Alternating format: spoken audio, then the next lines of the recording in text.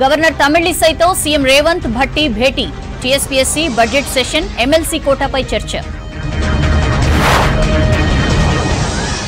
5 జిల్లాల కలెక్టర్లతో ధరణి sub committee సమావేశం. చట్టంలో మార్పులు, అప్పీళ్లకు అవకాశంపై సూచనలు. ఐటీ టవర్లు కడితే కాదు, కంపెనీలు వచ్చేలా చూడాలన్న శ్రీధర్ బాబు. 6 నెలల్లో బీఆర్ఎస్ నేతలకు తిహార్ జైలేనన్న కోమటిరెడ్డి. అభివృద్ధి పనులు, ప్రోటోకాల్పై సీఎంను కలిశాం. పార్టీ మార్పు అంటూ తప్పుడు ప్రచారమన్న బీఆర్ఎస్ ఎమ్మెల్యేలు. త్వరలోనే కేసీఆర్ను మళ్లా సీఎం చేసుకుందాం. ఏది వదలకుండా సోషల్ మీడియాలో ప్రచారం చేయాలన్న కేటీఆర్. అరాచకాన్ని ఓడగొట్టినా కేటీఆర్కు సిగ్గు రాలేదన్న సంజయ్. మెదక్పై కవిత కన్ను పడ్డదనే ఎమ్మెల్యేల గుస్సా అన్న రఘునందన్. హెచ్ఎండీఏ మాజీ డైరెక్టర్కు 100 కోట్లకు పైగా ఆస్తులు. గుర్తించిన ఏసీబీ, కీలక నేతల భూదందాల్లో సహకారం. చెల్లిని ప్రయోగించి కాంగ్రెస్ చెత్త రాజకీయమన్న జగన్. పబ్లిక్ ఆస్తుల్ని దుర్మార్గంగా అమ్మేశారని షర్మిల ఫైర్. ఒంటరిగానే పోటీ చేస్తామన్న మమత. పంజాబ్ ఆప్ కూటమిలో దీదీనే కీలకం, కలిసే ఉంటామన్న జైరాం. బీజేపీ పంచేది ద్వేషమే, కేసులకు భయపడనన్న రాహుల్. యాత్రపై కుట్రలు, సెక్యూరిటీ కోసం అమిత్ షాకు ఖర్గే లేఖ.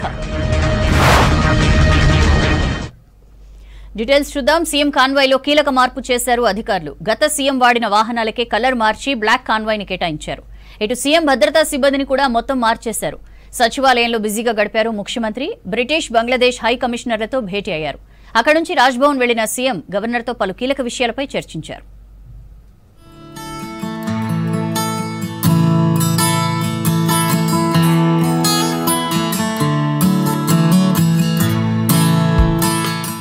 ముఖ్యమంత్రి కాన్వాయ్లో కీలక మార్పులు చేశారు ఇంటెలిజెన్స్ అధికారులు. వైట్ కలర్ ఫార్చునర్ కాన్వాయ్ కి బదులు బ్లాక్ కలర్ ఫార్చునర్ కాన్వాయ్ ని కేటాయించారు. గత ప్రభుత్వంలో కేసీఆర్ వాడిన కాన్వాయ్ లోని వాహనాలకు కలర్ మార్చి బ్లాక్ కలర్ తో రీపెయింటింగ్ చేశారు. కాన్వాయ్ లో కొత్త వాహనాల్ని కొనబోనని గతంలోనే సీఎం రేవంత్ ప్రకటించారు. దీంతో పాత వాటికే మెరుగులు దిద్దారు అధికారులు. ఇటు సీఎం భద్రతా సిబ్బందిని కూడా మార్చారు. గత సీఎం కు పనిచేసిన భద్రతా సిబ్బందిని అందరినీ మార్చి కొత్త సిబ్బందిని నియమించారు.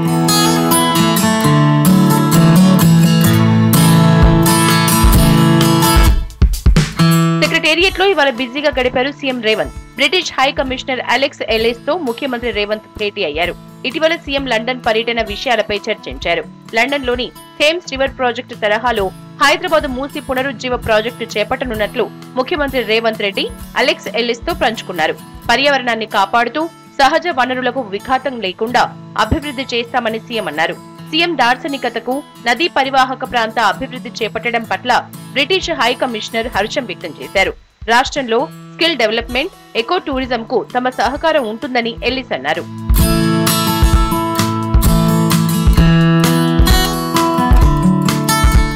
ముఖ్యమంత్రి రేవంత్ రెడ్డితో చెన్నైలోని Bangladesh high commissioner mister Shelly Salehin భేటీ అయ్యారు. మధ్యాహ్నం సచివాలయానికి వచ్చిన ఆయన ముఖ్యమంత్రి రేవంత్ తో ప్రత్యేకంగా భేటీ అయ్యారు. పలు కీలక విషయాలపై సీఎం రేవంత్ తో చర్చించినట్లు తెలుస్తోంది. సీఎం రేవంత్ తో తూర్పు నావికాదళం అధికారులు భేటీ అయ్యారు. భారత నావికాదళం తెలంగాణను కీలక స్థావరంగా ఎంచుకుంది. వికారాబాద్ సమీపంలోని దామగూడెం అటవీ ప్రాంతంలో ఈ స్టేషన్ ను ఏర్పాటు చేయనుంది. Vikarabad DFO, naval command agency అధికారులు అటవీ భూముల బదిలీ ఒప్పందంపై సంతకాలు చేశారు. 1174 హెక్టార్ల అటవీ భూమిని నావీకి అప్పగించారు. సీఎం రేవంత్ రెడ్డిని commander Karthik Shankar, circle DEO Rohit Bhupathi, captain Sandeep Das కలిశారు.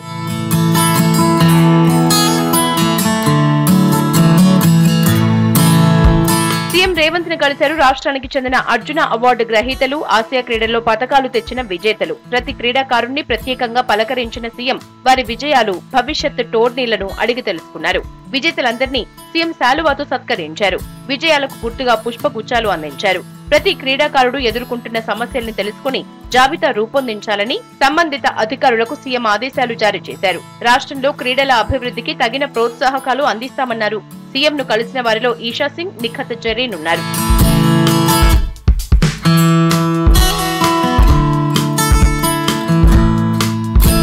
మెహదీపట్నం స్కై వాక్ నిర్మాణానికి లైన్ క్లియర్ అయింది. రక్షణ శాఖ భూముల్ని అప్పగించేందుకు డిఫెన్స్ శాఖ అంగీకరించింది. 3,380 చదరపు అడుగుల డిఫెన్స్ భూములు ఇచ్చేందుకు కేంద్రం అంగీకరించింది.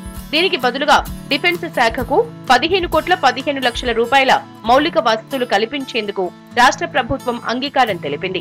దీంతో పాటు లైసెన్స్ రుసుం చెల్లించాలనే నిబంధన విధించింది.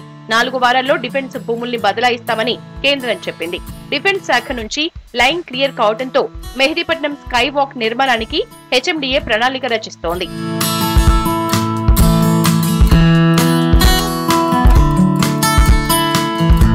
సచివాలయంలో వరుస భేటీల తర్వాత నేరుగా రాజ్భవన్ బయలుదేరారు CM Revanth, deputy CM Bhatti Vikramarka. Governor తమిళిసైతో కలిసి ఎల్లుండి జరిగే రిపబ్లిక్ డే వేడుకలపై చర్చించినట్లు తెలుస్తోంది. దీంతో పాటు టీఎస్పీఎస్సీ చైర్మన్, సభ్యుల నియామకం, గవర్నర్ కోట ఎమ్మెల్సీలపై ప్రధానంగా చర్చించినట్లు తెలుస్తోంది. బడ్జెట్ రూపకల్పనపై వరుస సమీక్షలు నిర్వహిస్తున్నారు డిప్యూటీ సీఎం భట్టి విక్రమార్క. వైద్య ఆరోగ్య శాఖ, మహిళా శిశు సంక్షేమ శాఖలపై సమీక్షించారు. ఆయా శాఖల్లో ఆదాయ వనరులు, రాబడులపై తెలుసుకున్నారు. వాస్తవాలకు దగ్గరగా ఈసారి బడ్జెట్ ఉంటుందని చెప్పారు భట్టి. కాంగ్రెస్ ను విమర్శించే బీఆర్ఎస్ నేతలు 2-3 నెలల్లో తిహార్ జైలుకి వెళ్లడం ఖాయమన్నారు మరో మంత్రి కోమటిరెడ్డి. కాంగ్రెస్ మెజారిటీ ఎంపీ సీట్లు గెలుస్తుందన్నారు మంత్రులు.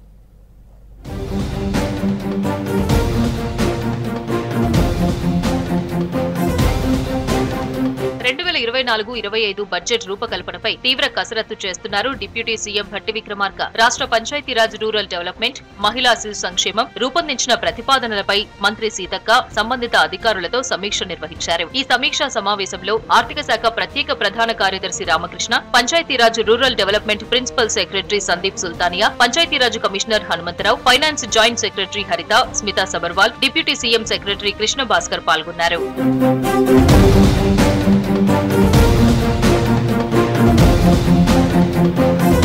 వైద్యారోగ్య శాఖ, సైన్స్ అండ్ టెక్నాలజీ అధికారులతో భేటీ అయ్యారు భట్టి విక్రమార్క. ఈ సమావేశానికి మంత్రి దామోదర రాజ నరసింహ హాజరయ్యారు. బడ్జెట్ కేటాయింపులు, ఆయా శాఖల ఆదాయ వనరులపై సమావేశంలో చర్చించారు. వాస్తవ పరిస్థితులకు అనుగుణంగా ఈసారి బడ్జెట్ ఉంటుందని అధికారులకు డిప్యూటీ సీఎం భట్టి విక్రమార్క తెలిపారు.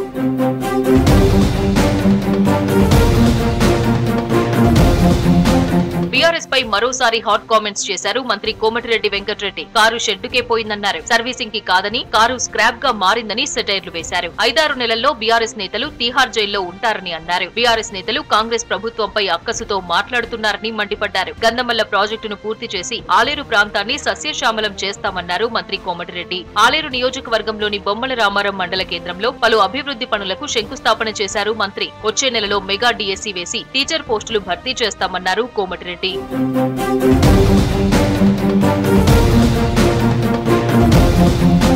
పార్లమెంట్ ఎన్నికల్లో కాంగ్రెస్ మెజారిటీ స్థానాలు గెలుస్తుందన్నారు ఐటీ శాఖ మంత్రి శ్రీధర్ బాబు. ప్రజలు కాంగ్రెస్ ను ఆశీర్వదించి అధికారం ఇచ్చారన్నారు. ప్రభుత్వం ఏర్పడిన 2 రోజుల నుంచే విమర్శలు చేస్తున్న బీఆర్ఎస్ 10 ఏళ్లలో ఏం చేసిందని ప్రశ్నించారు. పెట్టుబడులపై బీఆర్ఎస్ చెప్పింది ఎక్కువ, చేసింది తక్కువ అని విమర్శించారు. జిల్లాల్లో ఐటీ టవర్లు కట్టి వదిలేశారని ఫైర్ అయ్యారు శ్రీధర్ బాబు. పార్లమెంట్ ఎన్నికల్లో ఓడిపోతామనే భయం బీజేపీ, బీఆర్ఎస్ నేతల్లో మొదలైందన్నారు శ్రీధర్ బాబు. కరీంనగర్ లో పర్యటించిన మంత్రి పలు అభివృద్ధి పనులకు శంకుస్థాపన, ప్రారంభోత్సవాలు చేశారు.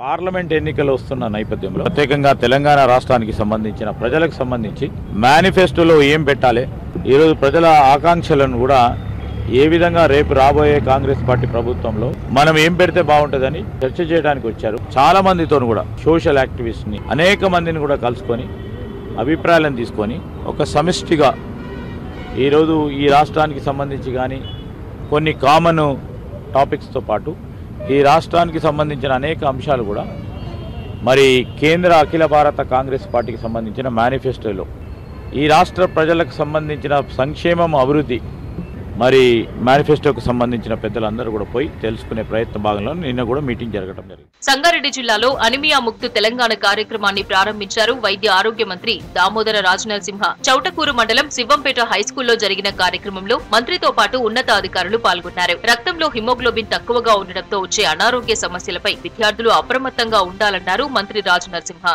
మీ బాధ్యత ఏముందని పిల్లలందరూ ఇక్కడ ఉన్నారు. 8th, 9th, 7th మీరు సీనియర్స్, సబ్జెక్ట్ మీరు నేర్చుకోవాలి. ప్రధానంగా రాష్ట్ర స్థాయిలో ఈరోజు అనిమియా నిర్మూలన ప్రతి ఒక్క అబ్బాయి, అమ్మాయి 15-18 సంవత్సరాల వరకు చాలా హెల్తీ, ఆరోగ్యంగా ఉండాలనే ఉద్దేశంతో ఈ కార్యక్రమాన్ని మొదలు ప్రజలు ప్రశంసించే అభివృద్ధి పనులకు ప్రొసీడింగ్స్ ఇస్తామన్నారు మంత్రి పొన్నం ప్రభాకర్. లక్డీకపూల్ కలెక్టరేట్ లో హైదరాబాద్ జిల్లా అభివృద్ధిపై సమీక్షా సమావేశం నిర్వహించారు. పెండింగ్ లో ఉన్న పనులపై సంబంధిత శాఖల అధికారులను అడిగి తెలుసుకున్నారు. వచ్చే 10వ తరగతి పరీక్షలపై జిల్లా అధికారులు అప్రమత్తంగా ఉండాలన్నారు. గురుకులాలు, బీసీ వెల్ఫేర్ హాస్టళ్లలో సమస్యలు లేకుండా చూడాలని అధికారులను ఆదేశించారు మంత్రి పొన్నం ప్రభాకర్.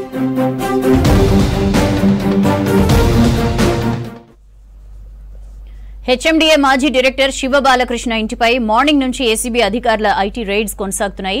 భారీగా ఆస్తులున్నట్లు గుర్తించామన్నారు ఏసీబీ అధికారులు. బినామీల పేరు మీద ఆస్తులు కూడబెట్టినట్లు తెలుస్తోందన్నారు. రేపు కూడా రైడ్స్ కంటిన్యూ అవుతాయన్నారు ఏసీబీ అధికారులు.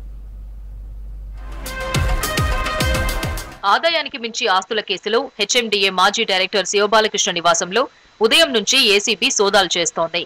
ఏకకాలంలో మొత్తం 17 చోట్ల తనిఖీలు చేస్తున్నారు. రేపటి వరకు కంటిన్యూ అయ్యే అవకాశం ఉంది. మొత్తం 100 కోట్ల ఆస్తులను గుర్తించారు అధికారులు. 5 కోట్ల వరకు ప్రభుత్వ విలువ చేసే ప్రాపర్టీస్ గుర్తించామని ఏసీబీ అధికారులు ప్రకటించారు. మార్కెట్ వాల్యూ ప్రకారం 15 నుంచి 20 కోట్లు ఉంటుందని చెప్పారు. 70 ఎకరాల భూమి బినామీ పేర్లతో ఉందని అధికారులు గుర్తించారు.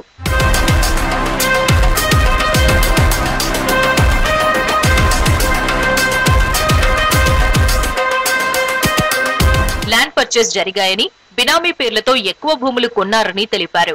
వాటి డాక్యుమెంట్లు పరిశీలిస్తున్నామన్నారు ఏసీబీ అధికారులు. కేసు రిజిస్టర్ చేసి కోర్టులో ప్రొడ్యూస్ చేస్తామని చెప్పారు ఏసీబీ అధికారులు. ఇంట్లో 40 లక్షల నగదుతో పాటు కీలక వస్తువులు సీజ్ చేశామన్నారు.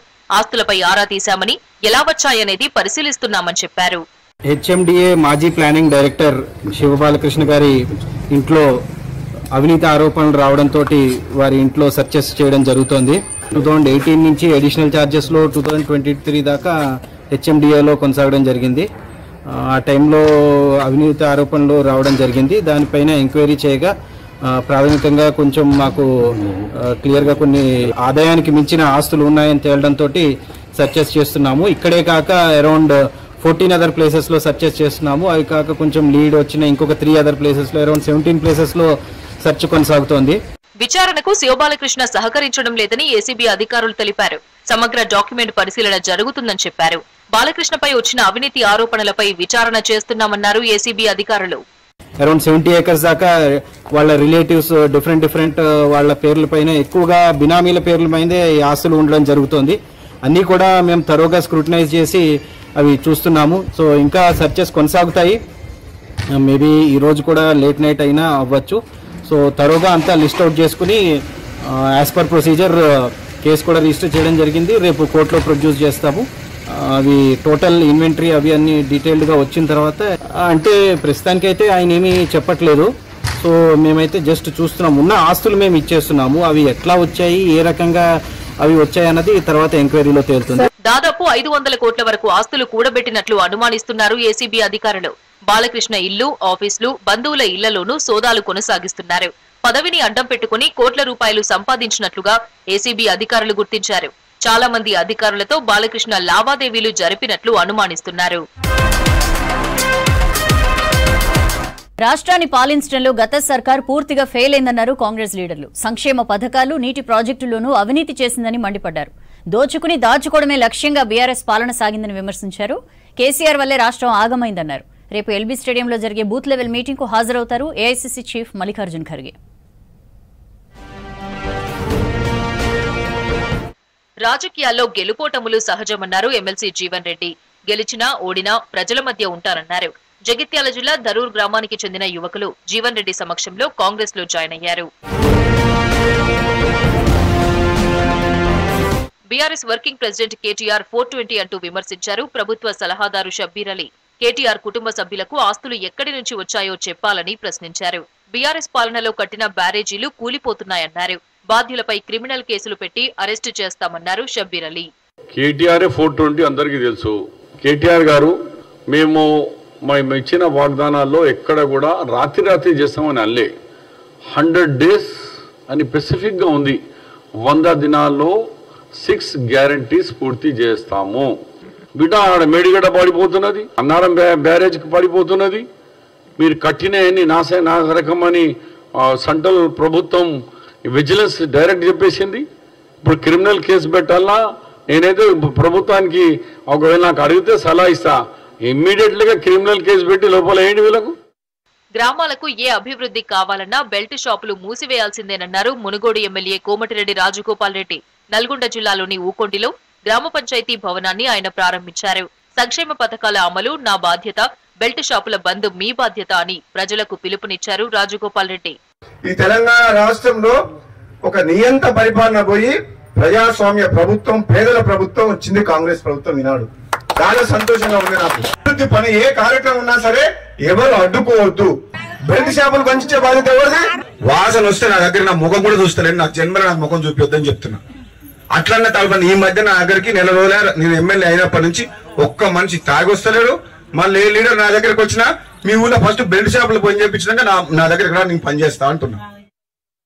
ఈ నెల 28న ఢిల్లీలోని తెలంగాణ భవన్ లో ఢిల్లీ ప్రత్యేక ప్రతినిధిగా ఛార్జ్ తీసుకోనున్నట్లు తెలిపారు మల్లు రవి. సీఎం రేవంత్ రెడ్డి, ఏఐసీసీ అధ్యక్షులు మల్లికార్జున ఖర్గే, రాహుల్ గాంధీకి ధన్యవాదాలు తెలిపారు. నాగర్ కర్నూల్ పార్లమెంట్ స్థానానికి పోటీ చేస్తానన్నారు మల్లు రవి. ఢిల్లీలో ప్రత్యేక ప్రతినిధిగా ఛార్జ్ తీసుకోవటం జరుగుతుంది. 28వ తారీఖు 2 గంటల నుంచి 4 గంటల మధ్యలో తెలంగాణ భవన్ లో రెసిడెంట్ కమిషనర్స్ సమక్షంలో ఛార్జ్ తీసుకోవటం జరుగుతుంది. పార్లమెంట్ కి నేను పోటీ చేస్తానని చెప్పడం జరిగింది. వారు దానికి సానుకూలంగా స్పందించారు. ఉద్యమంలో ఎంతో ఇబ్బంది పెట్టినా ఏనాడు వెనకడుగు వేయలేదన్నారు చెన్నూరు ఎమ్మెల్యే వివేక్ వెంకటస్వామి. రాష్ట్రమంతా ఉద్యమం ఒకెత్తైతే ఓయూలో ఉద్యమం ఒక ఎత్తన్నారు. ఓయూ జేఏసీ, టీఏజేసీ ఆధ్వర్యంలో వివేక్ వెంకటస్వామిని సన్మానించారు. నిజాయితీగా వ్యాపారం చేస్తూ 5,000 మందికి ఉద్యోగం కల్పిస్తున్నానని చెప్పారు వివేక్ వెంకటస్వామి. విద్యార్థులకు అన్యాయం ఏదైతే చేయాలో కేసీఆర్ గారు అన్ని రంగాల్లో చేస్తున్నారు. మీరు చూసినారు, గ్రూప్ 1, గ్రూప్ 2 ఎగ్జామ్స్ కూడా సరిగా ఎగ్జామ్స్ కండక్ట్ చేయకపోవడము, విద్యార్థులను ఎక్కడ కూడా కొంచెం ఉద్యమం చేస్తే అక్కడ పోయి పోలీసు వాళ్ళతోని తప్పుడు కేసులు. త్వరలోనే ఈ గ్యారంటీస్, ఆ 6 గ్యారంటీలలో 2 గ్యారంటీస్ ఇంప్లిమెంట్ చేశారు. ఇంకా 4 గ్యారంటీలు ఉన్నాయి. ఇవి కూడా త్వరలోనే ఇంప్లిమెంట్ చేసే అవసరం ఉన్నది. సీఎం రేవంత్ రెడ్డి ప్రతిపక్ష ఎమ్మెల్యేలను కలవడం మంచి సాంప్రదాయమన్నారు కాంగ్రెస్ నేత జగ్గారెడ్డి. సీఎం రేవంత్ రెడ్డిని బీఆర్ఎస్ ఎమ్మెల్యేలు ఎందుకు కలిశారో తెలియదన్నారు. 10 ఏళ్ల బీఆర్ఎస్ పాలనలో ఏనాడు కేసీఆర్ ప్రతిపక్ష ఎమ్మెల్యేలను కలవలేదన్నారు జగ్గారెడ్డి. గతంలో 9 ఏళ్ల కాలంలో ఈ రాష్ట్ర ముఖ్యమంత్రి గారిని అపోజిషన్ పార్టీ ఎమ్మెల్యేలు కలవాలంటే దిక్కు దివానా లేకుండే అసలు. కానీ కాంగ్రెస్ పార్టీ అధికారంలో వచ్చిన 2 నెలల్లోనే అపోజిషన్ పార్టీ ఎమ్మెల్యేలు కలవచ్చు అనే ఒక గత సాంప్రదాయాన్ని ఈ రాష్ట్ర ముఖ్యమంత్రి రేవంత్ రెడ్డి గారు చాలా చక్కగా చూపించాడు. గాంధీ భవన్ లో ఎమ్మెల్సీ మహేష్ కుమార్ గౌడ్ ను కలిశారు టిబెట్ కు చెందిన పలువురు ఎంపీలు. చైనా ఆక్రమించిన టిబెట్ భూభాగం విషయంలో మద్దతు ఇవ్వాలని AICC in-charge Deepa Das Munshi, Mahesh Kumar, PCC ముఖ్య నేతలను కోరారు టిబెట్ ఎంపీలు. కాంగ్రెస్ పార్టీ తరపున పూర్తి సహకారం అందిస్తామని టిబెట్ ఎంపీలకు హామీ ఇచ్చారు కాంగ్రెస్ నేతలు.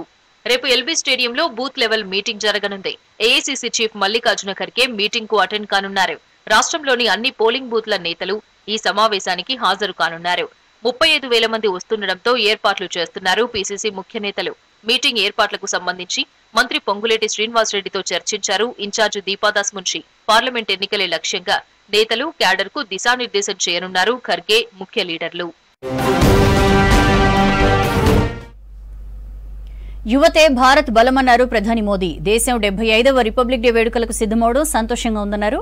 దేశంలోని విమెన్ ఎంపవర్మెంట్ కు రిపబ్లిక్ డే వేడుకలు నిదర్శనంగా నిలుస్తాయన్నారు మోదీ.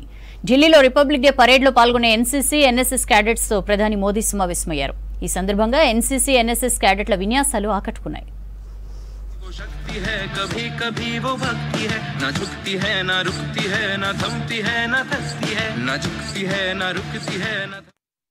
रानी लक्ष्मीबाई के ऐतिहासिक व्यक्तित्व और इतिहास की घटनाओं को आपने यहाँ कुछ ही पल में जीवंत कर दिया. हम सब इन घटनाओं से परिचित है, लेकिन जिस तरह से आपने इसे प्रस्तुत किया वो वाकई अद्भुत है.